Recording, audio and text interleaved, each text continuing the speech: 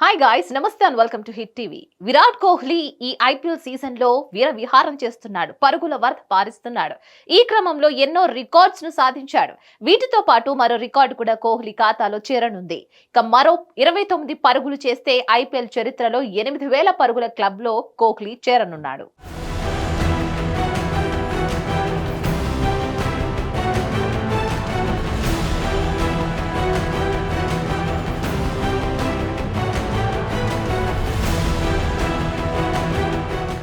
ఈ IPL season లో royal Challengers Bengaluru ప్రయాణం అత్యంత ఆసక్తికరంగా ఉంది.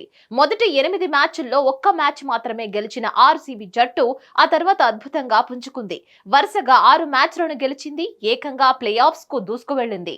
ఐపీఎల్ మొదటి భాగంలో వరుస ఓటములతో డీలా పడ్డ ఆ జట్టు సెకండ్ హాఫ్ లో అనూహ్యంగా పుంజుకుంది.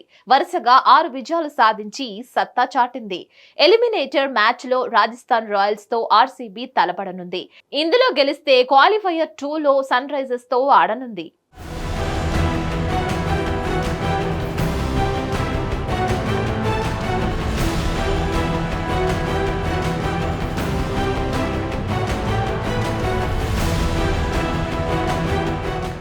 బెంగళూరు విజయ పరంపరలో విరాట్ కోహ్లీ కీలక పాత్ర పోషించాడు.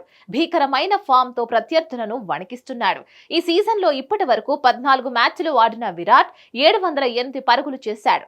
ఆరెంజ్ క్యాప్ తో అత్యధిక పరుగులు చేసిన ఆటగాడిగా కొనసాగుతున్నాడు. ఇక 150కి పైగా స్ట్రైక్ రేట్ తో ఆడుతున్న కోహ్లీ ఈ సీజన్ లో ఇప్పటి వరకు 708 రన్స్ చేశాడు. ఈ పరుగుల వరదలో 5 అర్ధ శతకాలు, 1 శతకం కూడా ఉన్నాయి. ఈ గణాంకాలను చూస్తే విరాట్ ఆర్సీబీ బ్యాటింగ్ విభాగానికి వెన్నెముకలాంటోడని అర్థమవుతోంది. ప్రతి మ్యాచ్ లో అతని నిలకడైన బ్యాటింగ్ ఆ జట్టుకు బాగా కలిసొస్తోంది.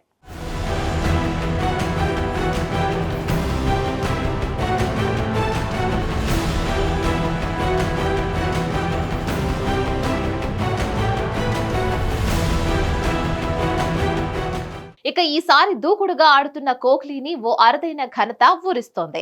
తన రికార్డును తానే బ్రేక్ చేసుకునే ఛాన్స్ ఉంది.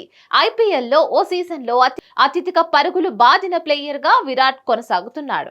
2016లో అతడు అత్యధికంగా 973 రన్స్ చేశాడు. ఐపీఎల్ చరిత్రలో సింగిల్ సీజన్ లో ఓ బ్యాటర్ సాధించిన అత్యధిక పరుగులు ఇవే కావడం కూడా విశేషం.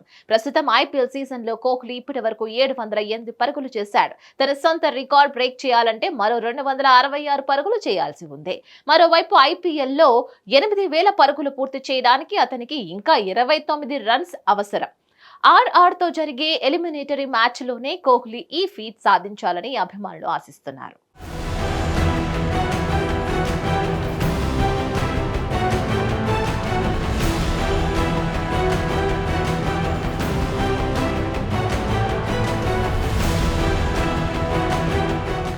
మరోవైపు రాయల్ ఛాలెంజర్స్ మాజీ యజమాని విజయ్ మాల్యా ట్విట్టర్ వేదికగా ఆ జట్టుకు శుభాకాంక్షలు తెలిపాడు. ఈ సీజన్ లో టైటిల్ గెలిచే అవకాశం ఉందని మాల్యా అభిప్రాయపడ్డాడు. ఆర్సీబీ జట్టుకు బెస్ట్ ఆఫ్ లక్ తెలిపాడు. అదేవిధంగా గతాన్ని ఓసారి గుర్తు చేసుకున్నాడు. ఆర్సీబీ కోసం బిడ్ దాఖలు చేసే సమయంలో విరాట్ కోహ్లీని జట్టులోకి తీసుకున్నారని, ఇంతకన్నా మంచి చాయిస్ ఉండదని గట్టిగా నమ్మానని విజయ్ మాల్యా గుర్తు చేసుకున్నాడు.